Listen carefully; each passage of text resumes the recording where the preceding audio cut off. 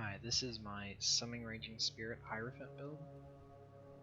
It uses Summoning Raging Spirits with spell totems, and so we can have 4 totems up at a time to get max Summoning Raging Spirits up as fast as possible and maintain it without the need for Val Haste to be up the entire time. I would want to do this in a 6 socket, preferably, but 5 socket's pretty cheap alternative, and you don't really need the 5th one, which is extra thrown in. We use the Realm Ender because it's a cheap +3, and there's not a lot of +3 fire staffs on the PoE.trade right now because this isn't really that super popular. But the links I use right now are Summoning Raging Spirit, Totem, minion damage, melee splash, and melee physical. And then we have multi-strike on switch with the melee splash if we really need a damage supplement. In our helm, we just have Raise Zombie, Minion Life, Fortify, and then we have Summon Lightning Golem. I may move this guy out of here until down here or somewhere else, but as of right now, it's just the best place for it. And I could replace that with something else to make my zombies even tankier. We use a Belly of the Beast as our chest because it's just a really good, solid survivability chest. We have our Flesh Offering, Desecrate, Convocation. I'm just leveling this, I don't actually need that in there. But we just have these in here as a filler right now because I don't really have anything to put in here. But anyway, we use this Essence Worm with Hatred so that we can have just our Hatred aura running and then nothing else, and have our full mana pool. I would use Anger if I had the open area for it and I didn't have to rely on having a full mana pool, but Anger isn't necessarily like detrimental because it only adds like 200 or so damage to the DPS, when these are +3 and a level 20, and this is adding in like 30 or 40% more damage on top of that flat with all these other multipliers. That base damage of 200 is not that big.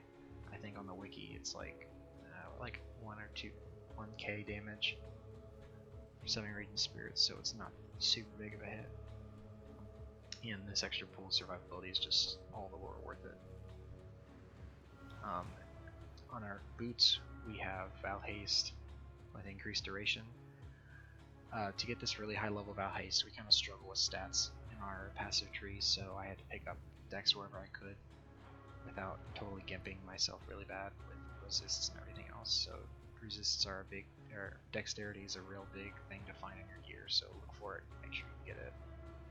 And we just have a regular life belt with resists, and we have another glove, some gloves with life and resists. And in our gloves we have Arctic Breath, Enfeeble, Greater Multiple Projectiles, and Cast from Damage Taken as our Cast from Damage Taken setup. And I think that's it. We just have regular life and everything else. This is important. Make sure that your mana flask is seething, because we're going to be using Mind Over Matter, and having it instantly filled up is really important. So always look for that. Alright, now for the skill tree. For Ascendancy points, we take the Ritual of Awakening to get that 2 additional totems. This 8% less total damage per totem actually does not affect our Summoning Raging Spirits. So it's actually pretty good for us to have maximum totems and not have any downside from that. The next things to pick up would be Divine Guidance and then Sanctuary Thought for the mana cost reduction. We don't really care too much about the extra maximum energy shield, but I mean it's just a plus, I guess, for additional survivability. We don't really build around energy shield for this, it's pure life. But here's what the tree looks like. We get the duration nodes up here, we get the Totemic Zeal to get our totems out super fast. We get all the minion damage nodes, pretty much every minion node that has anything related to damage up in this part of the tree. And we get the resists and everything else. We also, the last additional things we have to pick up in this build, besides all these nodes that you see here, are this jewel node here, this jewel node here, this jewel node with either regen or mana, depending on whatever you feel like. These 2 jewel sockets, this wheel and this wheel, and that's pretty much it for the build in terms of what you get. It's important. It's kind of, you're probably gonna end up going increased mana because the more you're gonna have a super high mana pool, or need one at least, if you're gonna use Mind Over Matter, and also this additional 10%. So you're actually gonna be mitigating 40% of your hits to your mana pool. So it'll be important to have a high mana pool for that, as well as good mana flask recovery increases. So that's also there. It's important. Now let's do a demonstration.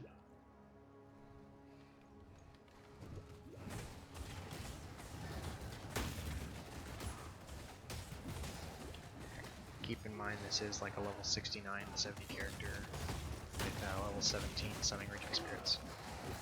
So this is by no means max.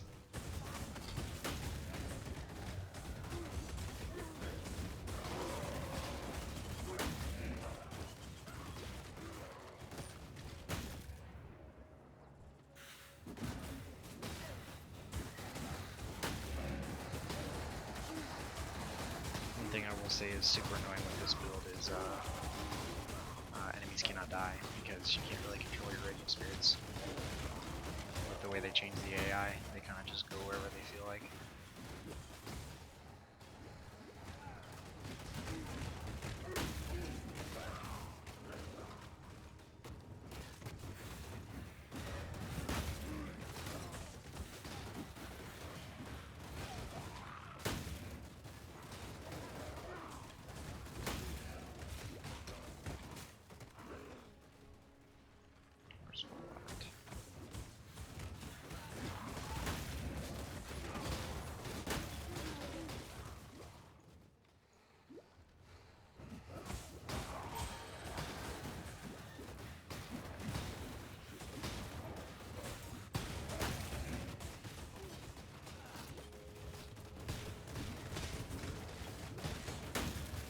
When I'm not like trying to rush to clear stuff, you can really start to see the safety of this build because you can just throw your totem super far out. It'll cast all your Summoning Raging Spirits at a distance. Plus with the cast when damage taken setup we have and everything else, our damage mitigation is pretty huge. It's easily can, I think, scale to the high-end maps in the end. This is with values and everything. That's level 17 Summoning Raging Spirits, so just imagine what that's like at 20 on actual endgame bosses and everything else. And also on top of that, that's not even including a multi-strike switch out for super sketchy bosses that you need to kill really fast, so the damage is definitely there. I may even try executing with this build if I get super deep into it, but this is hardcore, so I'm not too keen on dying just yet. I mean, this is also would probably be very good at killing the council and everything else, because the whole playstyle is you just throw your totems down and run around, just like a normal totem build, but totems don't die as easily because there's all these minions in their face to suck up the damage. But that's the build, guys. See you later.